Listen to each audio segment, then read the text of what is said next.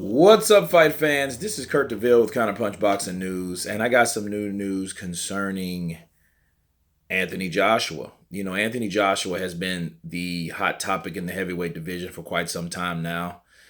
For almost about 2 years, a little bit over 2 years actually, because, he was an up and coming star until he broke out with his stellar performance and his exciting performance against Vladimir Klitschko. And he's become a lot of been on the radar on a lot of people's hit list, including Oleksandr Usyk. And Oleksandr Usyk, he did state that he would like to fight Anthony Joshua. Anthony Joshua is in his future, you know, and he would like a crack at him at the heavyweight title or whoever has those belts, And he did target out Anthony Joshua. So. I look at that fight. I look at that fight is actually a pretty good fight. It's a lot of questions you got to ask yourself though. Someone 6'3" going fighting someone 6'5", 6'6". Excuse me. There's definitely a height difference there, reach difference. I see Usyk being more mobile. Anthony Joshua is not just a hell of a slow guy. What did bother me is Usyk is a southpaw, and that straight right. That's like one of the punches that you deliver or one of the weapons you use on a southpaw. So that would be one of the primary weapons I see Joshua along with his jab, and that left hook is a good finisher. Can Usyk take those punches from Joshua? You know what I'm saying? But, it's a whole nother ballpark. That's like Roy Jones taking on Lennox Lewis. You know what I'm saying? That's like you got a very skilled guy that's smaller coming up to fight a bigger skilled guy that's bigger and taller. You know what I'm saying? So it's like, that's, wow. Match that up. Not saying Usyk could not win though, because a lot of times, Usyk is one of those guys that he's the sleeping giant. I remember the first time I saw Usyk, and this is right before they had the Super Series for the cruiserweight tournament, and I seen him and I looked in his eyes. I was like, you know what, that would be the guy right there that probably kicks every ass there. You know what I mean? And I didn't even really. That was before I even matched up and sized up everyone and did the research on everyone. I just looked at that guy. Okay, that particular dude right there, he looks like the one that will whoop every ass there.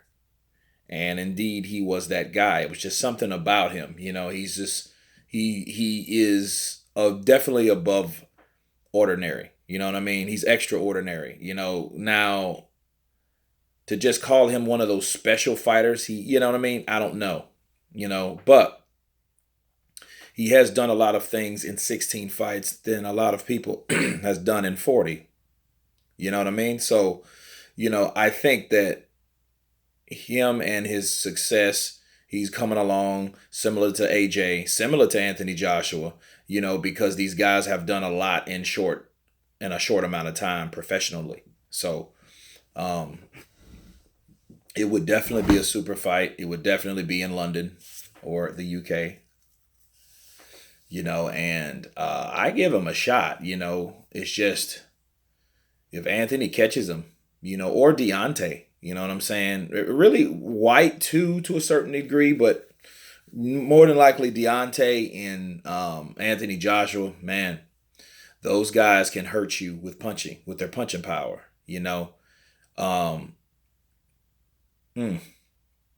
But this is what I think about that.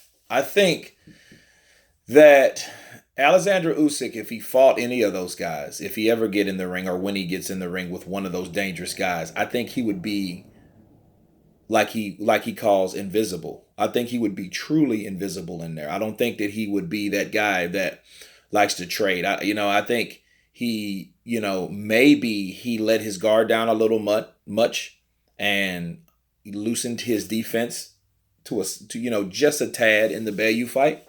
I think he did that because I think he knows that Bellew is a smaller guy or a more of an even sized guy than him, or probably more like probably smaller, because Bayu was coming up in weight, but he was coming back down from heavyweight. And that's always a bad sign to do when you're coming from heavyweight, going back down to cruiserweight and stuff like that. Ask Roy Jones Jr. about that. That's never a good move, right? So, I think he just loosened it up just a little bit when past the fourth round. When he did start his attack. I think if he fights any of those big guys, it'll be a chess match, and no one would really want to give up much. So, but that movement would bother anyone. You know what I'm saying? Because you don't know what he's gonna do, because he can switch up on the on the drop of a dime.